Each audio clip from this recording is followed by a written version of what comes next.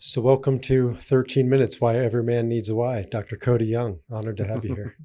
Thank you. Thanks for having me. Yeah, so much to get into and talk about. But this concept, since it's relatively new, I've had a podcast for many years, but we just rebranded and refocused on this idea of 13 minutes. And unfortunately, the tragic statistic that every 13 minutes in America, a man kills himself. Mm. And we have set out on a mission to push that number back by 1 minute. I don't want to be so grandiose to think we can get rid of this and all that it represents, not just suicide, but the loneliness, the struggles, everything that leads up to a man in that extreme taking his life. I don't think we're going to get rid of that. It's been around since the beginning of time, but I do believe we can push it back to 14 minutes, which means if we were just to do that, 2,888 men would choose to live this year. And that's the goal. That's the goal of this podcast, the work that I do both in men's coaching and men's peer groups. And, you know, you hit on so many of those data points. I just wanted to have you in and have a meaningful conversation. So thank you. Great. Happy to help support such a noble project. Cool. So you have a lot of areas in your life that are fascinating and I want to get to, but let's start with something completely, unfortunately, relevant and timely, which is the tragic shooting up in Evergreen, Colorado at Evergreen High School roughly 2 weeks ago as we're recording this. And it's tragic on so many levels. It's also tragic that it was overshadowed because of what else was in the news that week. I imagine during more, mundane news cycles, it probably would have been on the front page and stayed there, but it happened the same day as the Charlie Kirk assassination, from what I remember. Is that right? Correct. Yeah. And so you unfortunately had a first row seat, or at least your daughter did. She's was and still is in attendance up there. So maybe tell us about what happened that day. Yeah. So, so we do live in Evergreen. Our daughter attends Evergreen High School. And typical day, went to school, worried about a math test. And that was her biggest concern that morning. And my wife received a phone call from an unknown number. And that was Aspen calling from her friend's phone, barricaded in a janitor's closet. And it was extremely traumatic, especially for our daughter. But also for my wife to receive that phone call. And so she woke me up. I work at night and was sleeping that day at the time of the phone call. She woke me up, and that was just like the most helpless feeling that a parent can imagine. So your daughter was still barricaded when she woke you up? Yeah. Got it. Right. She had fled the school to a nearby recreation center, and they had she and some of her friends and classmates had locked themselves basically in this big janitor's closet. And all we knew was that there was a shooter, and it started from what we know, it started in the main hallway of the school, which is where Aspen was at the time. It was during lunch. She was eating at a table with her friends when they heard the sounds, and just took off running. She and her friends initially went to the library and then just didn't feel like that was a good place to stay. So they exited the school, ran up the hill to the rec center, and were able to hide there until the police came and cleared them. And how many kids were shot? How many people were shot? Because I know teachers were shot too, right? Teachers were not shot. Oh. There was two students were shot by the shooter. Both at this time are alive. One is still in critical condition, as far as I understand, and one has been released from the hospital, sent to another facility, and is apparently in stable condition. So we don't know much about that student. And then the shooter took his own life. So he was the only fatality so far. I remember talking to you right afterwards, and although I never went through that exact scenario when my daughters were at East High School, which is not too far from Evergreen, We had 2 shootings, both of which they were in the building, one of which resulted in the murder of a young man out front, and another one, the 2 teachers were shot. I don't believe they were killed, but nonetheless, I remember that feeling of helplessness, just waiting, Yeah. unbearable. Yeah. Just helpless. It's horrible. It's like, especially as a father, not being able to protect your child is just, and knowing she's in danger, knowing there's literally nothing that you can do. Even if I were to hop in my car and drive down there, they would stop me before I could get there. Thankfully, the sheriffs were there within 2 minutes of the 911 call. So, and they didn't fire any shots, as we've come to understand. It was the shooter took his own life. And so that was 2 weeks ago. Your daughter and her friends, other students, have been recovering, certainly emotionally. I know physically she wasn't hurt. Yeah. I bet that's a very difficult process, to say the least. You were telling me before we started the podcast that the school has responded pretty thoughtfully to it. Yeah, we've been really impressed with how the district and the school, the leadership, the principal, and everybody's been thorough and thoughtful, taking into account the feedback from students and providing tons of resources for students and families, not just the school district, but the American Red Cross and mental health organizations and just the community in general. Has been really beautiful to see that outpouring. And yeah, it's just hard to know. I think that's one of the most difficult things as a parent. It's hard to know what the lasting effect is going to be. But what is the real damage here? What is the trauma doing that you're not seeing? She's on, most of the time seems to be her fairly normal self. And then there are moments when the emotion wells up, or the trauma, something happens and she's activated by that. And it's clear that, there's a lot more going on than we're aware. And that's, I think, difficult to see. Yeah, unfortunately, this is too common of an occurrence these days, right? In little Evergreen, Colorado, for anybody who doesn't know, it's like this gem of a little quiet mountain town, if you will. Yeah. That's just a reminder that it can and does happen everywhere. Yeah. Yeah. It's far too common. So, I guess for me, this takes us into the work that we've been doing in some ways, indirectly or maybe directly, and also the nature of this podcast, right? That they've found that there's very little that there's some things that shooters have in common. They tend to be white men or young men, but also, loneliness. I've read articles on that's one of the, if not the common denominator. And I don't want to get into necessarily the shooter's loneliness, but the loneliness epidemic, especially around men. And you and I have been doing a lot of work together for, how long has it been? A couple of years? About a year. A year. Yeah.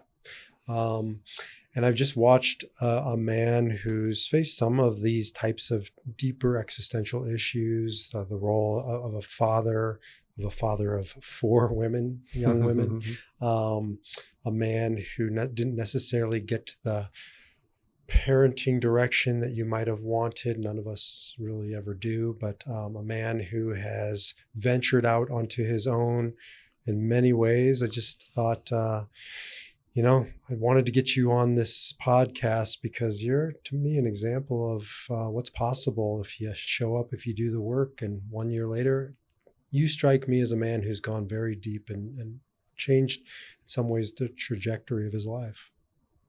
Thank you. Yeah, that means a lot coming from you, who's seen me along a significant portion of my journey.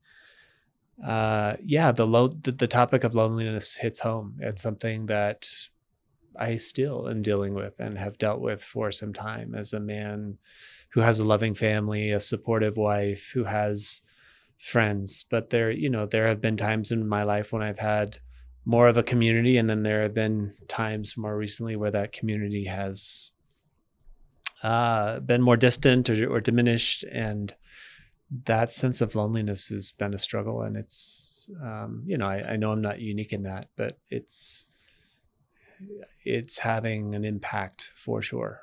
Well, you're unique, period, but you're also unique in that your origin story, your backstory of where you've come from is very different than where you've ended up. Mm-hmm. And, a lot of us, have degrees of difference between how we were raised and where we are today. Yeah. But yours is some ways is a 180. Certainly it's a different direction than I imagine you thought you would be when you were in your, younger years. True? For sure. Which you can understand on some level. Maybe you tell us a little bit about your journey. Yeah. So, wow, that's a loaded, long answer. But we have plenty of time. Okay. So, so I was raised in a very religious community in the Mormon faith, the Church of Jesus Christ of Latter-day Saints. And met my wife through the church, and we were married, started a family. That religion, that faith was the foundation really of our relationship and marriage for the first 17 years. And then in early 2018, a series of events unfolded wherein we began to question, first my wife and then myself. And that led us into a rabbit hole that eventually we decided to separate ourselves completely from the church organization, faith in that organization, which was, to this day, one of for sure the most pivotal, consequential times of our lives as individuals, certainly as a couple, and then as a family. At the time, we have 4 daughters at the time. Our daughters were, younger, but still impacted by what was going on. And separating from that church, from that community, was very challenging because we had really insulated ourselves. At the time, we were living in Ohio, and all of our family, my wife's family, mine, are all basically on the western part of the states, Utah and California. And so we had really insulated ourselves in our church community in Ohio, and they were kind of like family in a way. And so when we left, we lost a lot of friendships and relationships there. And were viewed differently by a lot of people. And it was a lonely time, especially, most of my friends were in my faith community, and I lost a lot of those friends. And I hold no ill will for that. It's just that our paths diverged in a significant way. Were you formally excommunicated? How does it work? So we stepped away, but we were vocal about the problems we were seeing, and I mentioned the loneliness. We were very lonely. We lost our community in a way, and so we decided to start a support group, knowing that we couldn't be the only ones who had left the church. And so we started a support group for the Central Ohio area, and the church got wind of us starting the support group and didn't like it, thought we were being antagonistic, which wasn't true. So they called us in, and they, asked us, were we starting a new religion, which was, the antithesis of what you were doing. That's exactly what we didn't want to do. Anyway, so we tried to say, this is just a support group to help people feel community outside of their community they've lost. And anyway, they threatened us, told us we had to take down the support group, which of course wasn't going to happen. Or what? Or they would excommunicate us, which is a formal process of kicking us out of the church. And so we said, well, you do what you need to do, but we're not going to disband this group of people who are just trying to support and help each other. That would be anti-Christ to do that. And so they called us into a formal excommunication, And when you say us, you mean you and your wife? Yeah. Yeah. They called Leah and I in, and there was a formal process, and they kicked us out. And then, then we, What did that feel like? That's pretty intimidating. yeah, I mean, it was, by that point we had been out of the church for over a year. Mhm. The reason it was important to me is because in the church, when someone's excommunicated, it's just known that they're excommunicated, and nothing is said about the reasons why. And so there's often, you just assume, oh, Cody was unfaithful to his wife, or he was embezzling money, or he was doing something bad or illegal, and that's why the church kicked him out. They would never assume, oh, Cody and Leah stepped away and then they started a support group to help people who are feeling lonely after losing their community, and the church didn't like that, so it excommunicated him. That's the truth, right? And so for me, it was important to go and stand up for myself, my wife, my family. And then we did something that was viewed by the church as very antagonistic, in that we recorded the proceedings. And then we published that recording of the proceedings. Unbeknownst to them? Unbeknownst to them. Which legally it was not required of us to get their consent in Ohio to do that. And so, yeah, we published that. And again, the reason that I wanted that out there as part of the public record is because I want family, friends, and anybody else to know, hey, this is why Cody and Leah were kicked out of the one and only true Church of Jesus Christ, was that they were trying to support people who had left the church. So you published those, they were online, they still online? Yep. Wow. Yeah. And another thing we did is, this is not my first podcast. Leah and I went on a podcast called Mormon Stories, which is viewed by the church as an antagonistic podcast, but it just allows people to come on and tell their story. And we did a multi-hour interview of our story, just kind of telling our journey. And that ruffled feathers as well, that we would go on and talk about it and talk about the problems we found and how that affected us. And so, yeah, it was turned out to be a public departure. Not that we wanted it to be so, but yeah, it turned out to be that way. And this is, for anybody listening, they're just getting to know you. This is out of character for my Enneagram 9 peacemaker friend here, right? You don't spend your life looking for disruption. Well, I remember when my wife said, hey, John DeLynn, who's the podcaster, he's invited us to be on the podcast. And I was like, no, I don't know what, I don't know that it's going to make that much of a difference. Is it really worth it? But yeah, no, it went against my nature to keep the peace and just, not ruffle feathers. But in the end, I'm very happy and glad that we did do it. We heard from countless people that they were grateful that we shared our story, that it resonated with them in some way. It provided some comfort or reassurance along their path or their journey. And so, I'm super grateful for that and for the opportunity to just, again, share our story, and glad that it's impacted people in a positive way. Well, it does take us to the nature of your work. We all have our own personal work, and part of your work, as we've talked about it, and I sent you a clip today of Matthew McConaughey, who's promoting his new book, and he was talking about the difference between being a nice guy and being a good man. Yeah. Right. And I hear that moment of having to make your stand and speak the truth. And that's not necessarily nice, but it's good. Does that resonate as true? Absolutely. Yeah. I would say that I am a recovering Mr. Nice Guy. Still working on that. But yeah, it's the idea as presented in that clip that, there is a distinction between the good man and the Mr. Nice Guy, because the good man is a nice guy, but when he comes up against something that's unjust or that he feels passionate about, he's going to take a stand.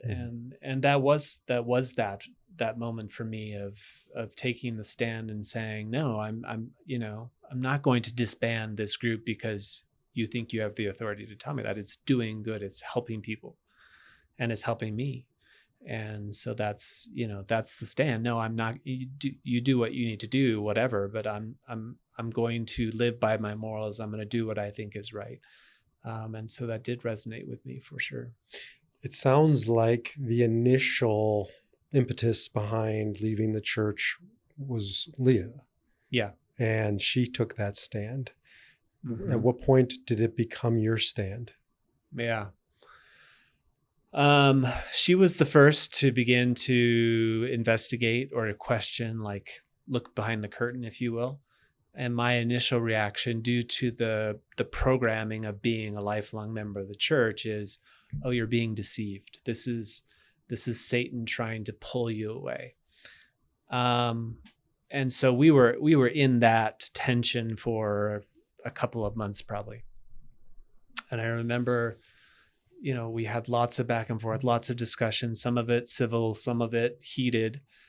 There's a lot of emotion and passion behind this because, again, from an indoctrinated member of the church standpoint, she's posing an existential threat to the eternal viability of our family. So I'm in this protector mode and trying to show her that she's jeopardizing what we've worked so hard to put together. And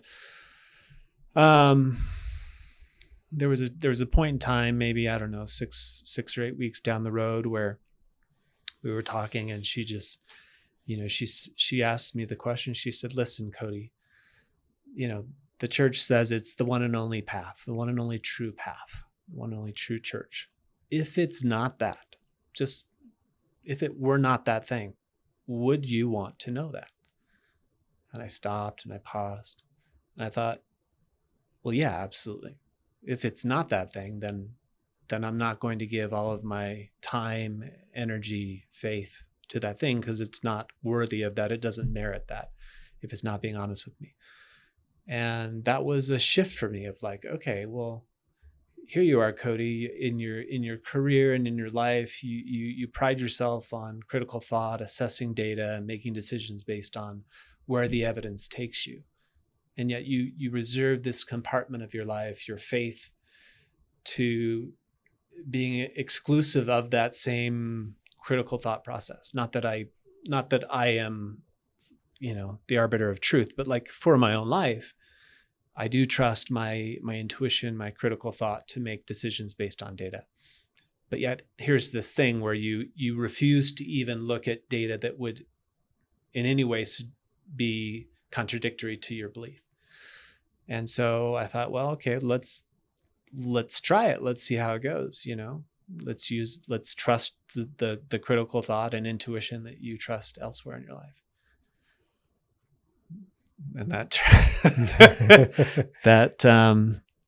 that led me out of the church. Wow.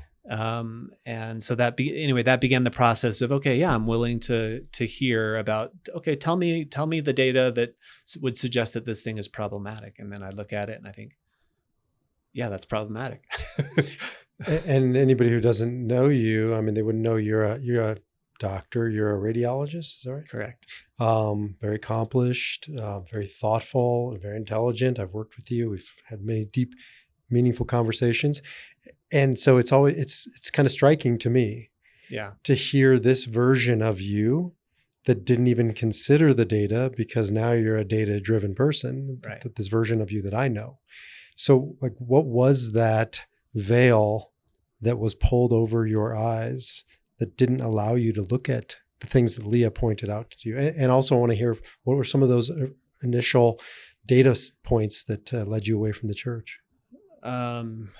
Yeah, your first questions are like, that's like the $1 million question is, and not just as it pertains to religion, just as it pertains to any belief or aspect in our life that we're unwilling to analyze, or unwilling to hear criticism about, or feedback that might not be supportive of that ideology or dogma or thought.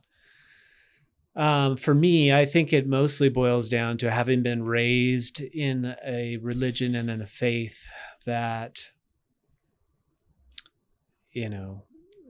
for lack of a better term, seeks to control its members into obedience. Now, it wouldn't, of course, the church wouldn't say it that way, but there is fear that's used. Of course, there is promises of blessings and eternity in heaven. So there's both fear and the carrot dangled as well.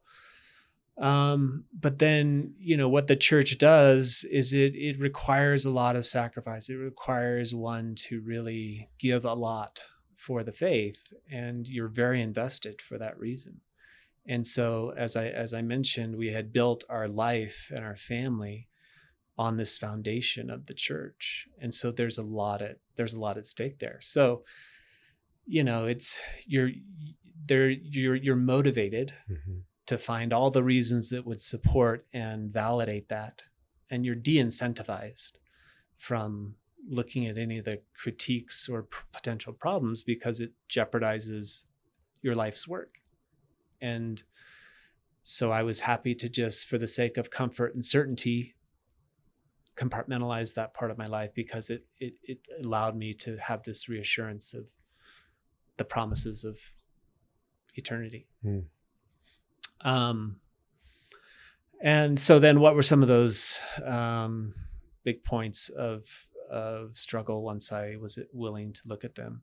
I mean, some of them were things that I had problems with, but I had just sort of shut it off, flip the light switch off on that. I don't just put it up on a shelf. I don't want to think about it. One of the biggest was for me, polygamy in the early church. Joseph Smith, the founder of the church, and many of the other leaders and prophets who came after him were polygamous. And that there is the teaching that heaven is also polygamous.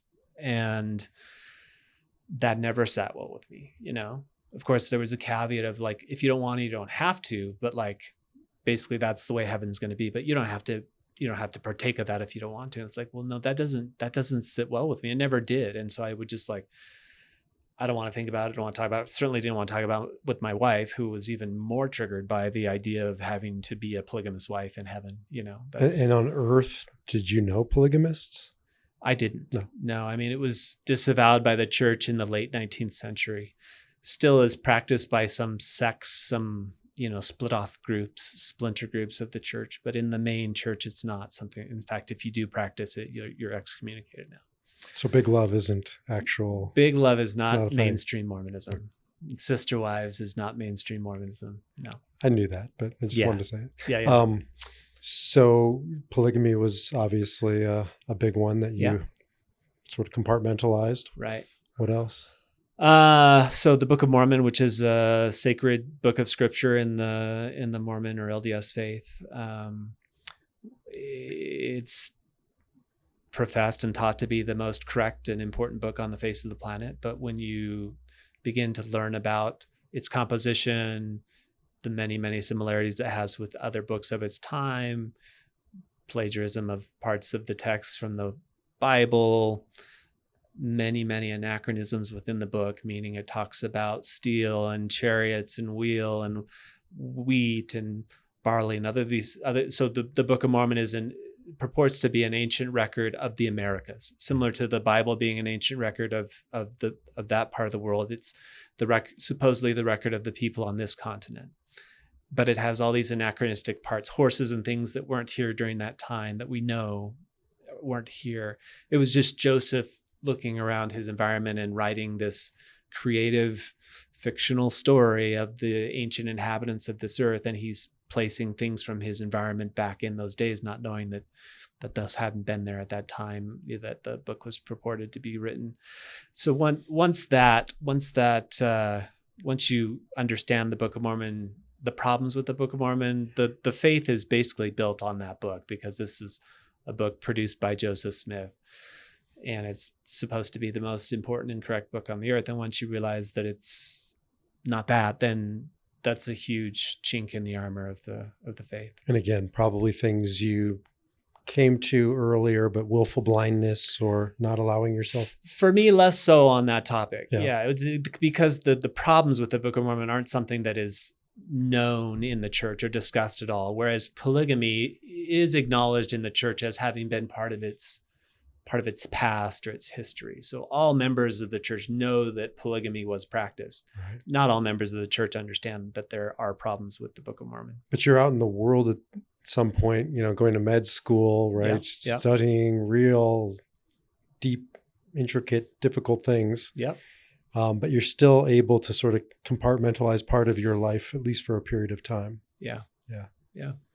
Crazy, I know, but No, it's not I did crazy. it. I understand. We all do that in different ways. This Yeah. is just probably a little more pronounced or even, obvious, but Mhm. I deal with people all day, every day who practice willful blindness. Yeah. You ever see that video they did a study? They had people counting on a basketball court how many times they're passing the ball. You see this? And the gorilla. They walk the gorilla through, and some people don't even see it because Exactly. they don't allow themselves to see it. Right. We all have a gorilla. Mm. Some of ours are just a little more obvious than Yeah. others. But yeah, profound. So those are two of the major sort of Those are two of them. departures. Yeah. And then back to loneliness. I mean, I have a minor version of what you're describing, having been a rabbi, not being a rabbi, Mhm. but it's not as extreme departure. And, I was just at the high holidays in a Jewish context. So I didn't really lose the connection to the community, but you were all in and then you were all out. And the Yeah. two of you were on your own. In fact, your family were practicing Mormons, most of them, right? Yeah, correct. So there really is a excommunication even before you were formally excommunicated. You're on the outside. Yeah. What did that look like?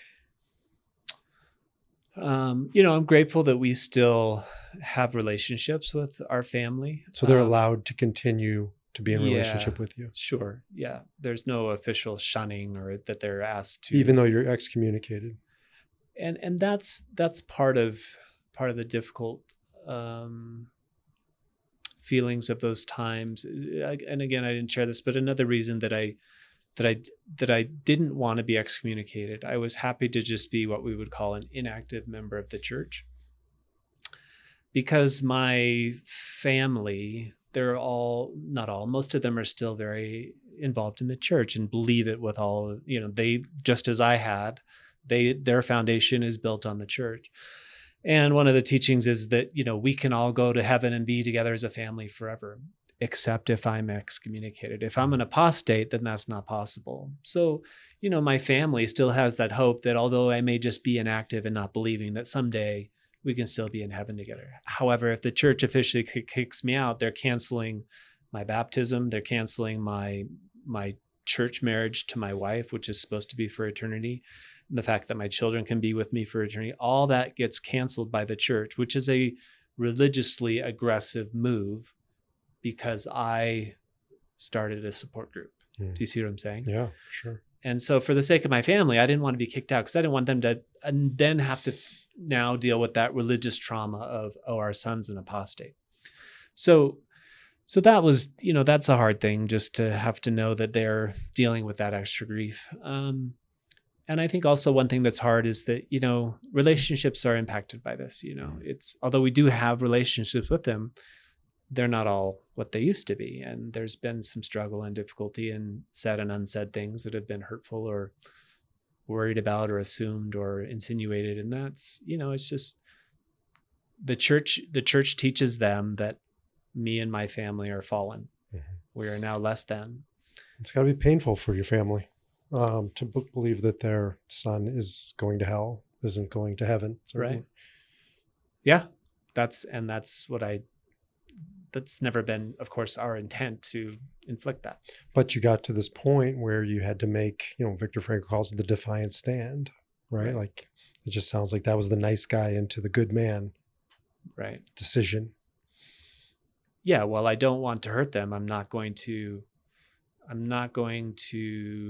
be disingenuous. I'm not going to disregard what feels right. And that's a value of mine. That's actually a value that the church helped me to, they taught me to do the right thing, let the consequence follow, but do the right thing. And so that's what we did. And the consequences, some of them have been challenging, but we did the right thing. Imagine it's been hard. I've known a few Mormons. I don't know that many, but I've known a few, and similar, different stories that, one of the hardest things, at least for them, was not having the community, because Mormonism does community very well. Very well. Extremely well. I mean, they really know how to circle the wagons and build the ranks. And now you're on the outside of that. You're starting over in a new place, right? I know firsthand what it's like to be without community. That had to be very hard. Yeah, I think you're right.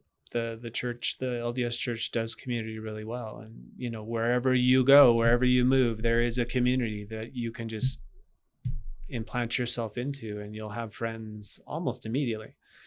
And so this move to Colorado a year ago was the first time that we have done that without having a community to just drop right into. And so I was telling a friend just recently that it's causing me to learn to make friends, which is, you know, something I haven't done since I was much younger, really, because I didn't really have to make an effort to make friends. I could just go to church, and there were a bunch of guys who were in a very similar life place as me, who believed the same things as me, who wanted the same things as me, and we could just get along. We could do things with our families together and hang out, and we had friends. But now I'm really trying to be more conscientious about, like, who do I want to surround myself with, and what kinds of friends do I want to have, and then how do you actually go out and find them and make friends? And it's a muscle that atrophied over time. And so I'm now having to strengthen that.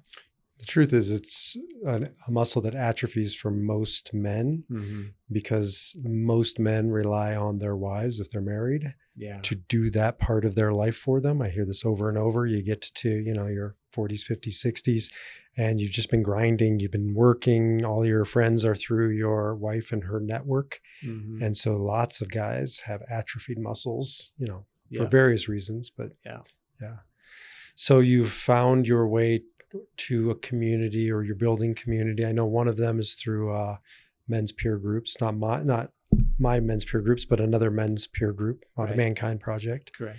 Tell me about that experience.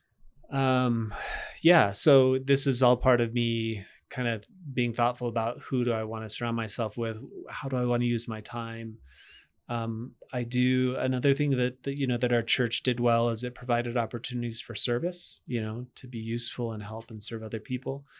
And I felt that hole in my life. And so for me, the men's group is an opportunity to be surrounded by men who want to be together and talk about real stuff, not just the weather and work and sports, but like what's really there, you know, and to be in that work and to support other men, to kind of give in that way if I can as well, to take and to give. And that's been really beautiful, actually. And I've had some really profound moments and times of connection, opportunities to get together with men one-on-one outside of that as well, to strengthen and to grow friendships. And it's really been, it's been beautiful. When you were in the church, you said you had this community. Were you going deep? No. It was more of a... No, because you have to understand that if you are a part of the one and only true church on the face of the earth, you have the most important truth that any human being on this planet could have. And so if you're not happy, if life's not going well, like, you're the problem, because you should be the happiest people on this earth because you have the most important truth. And so within the church, and this will sound very critical to my fans, not my fans, I have no fans, to my family and friends who are in the church. But like, the reality is that there is an image problem. Everybody's trying to maintain the image of, we're great, all is well, because that's how we're supposed to be. But there isn't as much of a real, honest, like, okay, but how is your marriage really, you know? Not like what you want me to hear, not what you think God wants you to say, but like, how is it really? My experience, and I can only speak from my experience, is that there wasn't a lot of that happening. And so the friendships were, in my opinion, they weren't as deep and profound as they could have been, because it was not as vulnerable.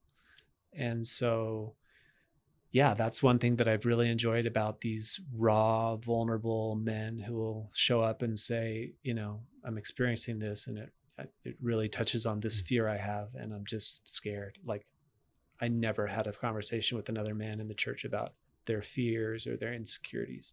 And to be fair, I never shared mine either. Well, you don't know that's even a possibility, right, in that world that's on the table, because it's Right. not on the table. Yeah. And not to rag on the church. I mean, this is true in our society today. You know how many guys I talk to who don't tell their golfing buddies and their poker buddies and their hunting buddies and their sports buddies about their real problems, and they stay on the surface, and these guys don't necessarily want to go deep or want to hear it. Yeah. So it's not only in the church or in the religious community. This is a secular problem too. Totally. Yeah, that makes perfect sense. But I guess what's a little more shocking is you kind of expect it when guys are playing golf that they're not going to go deep. And yet in a religious context, you would think that's the whole point, right, is to go deep. And that's, I guess, where it's a little jarring. Yeah. And maybe I define deep differently than those members of the church might define deep. But I do think that objectively there is a lack of interpersonal depth and vulnerability when generally speaking, when we're trying to maintain an image, when you want somebody to view you a certain way or come off a certain way, like that's a barrier to being real and being vulnerable.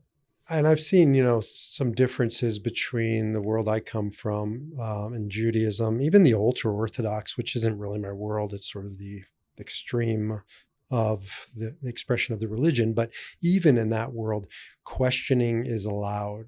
In fact, I'd say it's encouraged. I take a step further. I'd say it's demanded. Wow. Right. The word Yisrael means to struggle with God. And so, you just read through the Bible and there's all these examples of people arguing with God and not being in fact, if you look at the people who go along to get along, like the Noah story, he's passed over as ultimately being the first Jew. It was not until Abraham and Sarah. And one of the reasons is because it says he didn't push back when God said he's going to destroy the world. Right? Wow. He didn't advocate. He didn't challenge. Wow. And unlike Abraham, generations later, God says, I'm going to destroy Sodom and Gomorrah. And Abraham says, but you can't do that. What if there are 100 good men and so forth? And he negotiates. So I've noticed that that's a major difference between, that theological framework and the one that you came from, when not only is it not encouraged, it's not allowed. Yeah. Questioning or is a sign of lack of faith, which is a sign of weakness, which is a you problem. Again, we have the truth. If you're struggling with it, you're the problem, is essentially the answer. Not, of course, it's not explicit. It's more implicit. It's more cultural. It's not doctrinal. It's cultural, but it's there and it's unmistakable. So you don't question. Now, there are, of course, always going to be the nuanced. They'll have the private conversations with their nuanced friends and read the nuanced books that touch on some of the questions, maybe. But that's not. It's Sunday at church. You're not hearing any of that. I understand how in the ultra-Orthodox Jewish world they contain it because, you don't really participate in the secular society. If you look at these enclaves of ultra-Orthodoxy, they tend to be very insular. Whereas Mormonism, you're in the world, you're going to med school. Yeah. Like, I just think it's inevitable that it's a slippery slope into asking questions and being exposed to the big world out there. Yeah. But no, somehow it's contained. It is. So, there is, I think this is a dangerous combination. The belief that we are a peculiar people, we are a special people, and the belief that those who are not of that group are out to get us. It's this idea of Satan's coming after us, and he's doing it through the quote unquote the world. And how do we define the world? It's the others. It's those outside of the church. And so, in a way, like this persecution of the world coming after us, trying to change us, trying to criticize us, whatever it may be, is evidence of our peculiarity. It's evidence that supports how that we have the truth, because Satan would want to attack the truth, right? And so while you're right, we are not as insular as some communities, there still is an insulation there, whereas it's like we circle the wagons, we have the truth, we're going to proselytize to the world, but at the same time, we need to stay here. Like, don't Google your answers to your questions. Come to the church leaders, ask the church leaders the answers, because we'll give you the right answers. Don't Google it. So there is very much an insulation. It's just maybe from the outside, it's not as obvious as because we're not living in the same neighborhoods and as insular as some communities. And so the work I've seen you do, though, is questioning, digging into what I would call shadow work, the underbelly of life and of, from everything from sexuality to, to faith, to what it means to be a man, all these things. We've been just getting into shadow work. Mm-hmm. You don't come from any of that. This is all self-made stuff. I would say that my departure from the church was, it was a turning point in many ways, but in terms of my personal work and growth and being curious about why I do and say and think the things I do, and that shadow work and looking at my fears and my insecurities, like that was the time when I was like, because I learned a lot about myself through that process of leaving the church. I learned one of the most valuable lessons I learned is that I can be completely wrong about something I was so sure of. And then why? What's behind that? Like, think about that, Cody. Like, now, what can't you need to question everything, and you need to be humble about what you know and what you don't know, and the things that you think you know, like, what does that mean? And so yeah, it started this beautiful sort of opening up to, I'm not the arbiter of truth. I am my own moral authority, but I'm not the arbiter of truth in this world. And I can learn from all of these different outlets and resources and wise people and traditions and other, religions even. And it's been so rich and beautiful. And I literally am so grateful for my faith transition for that reason alone, to be opened up to all these beautiful resources and opportunities to question and to investigate and to be more humble and be more of a seeker than a knower. In a sense, like as a member of the church, I was a knower. I'd say, well, I know this and I know that, and I'm sure of this. But now there are relatively fewer things that I would ever say that about. But I have strong convictions and passions and thoughts, but it's like, I feel like I approach it with more humility than I used to. And so where would you say you are on your faith journey? Is this a word that still resonates with you? Oh, sure. I mean, depending on how you define faith, sure. It will forever be a journey. I describe myself as open to almost everything. Anything that's beautiful and brings goodness, all that reduces suffering in this world, I want to incorporate. And I don't consider myself a religious person. The idea of a God in heaven watching over me and taking notes of that doesn't resonate with me. That being said, if I die and there's a God, great. I hope to have lived a life that,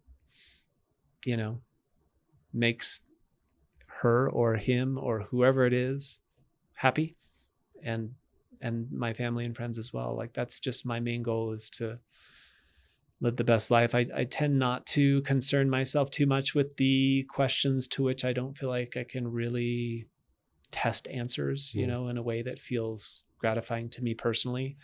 So I don't spend my time thinking or worrying about some of those existential questions too much.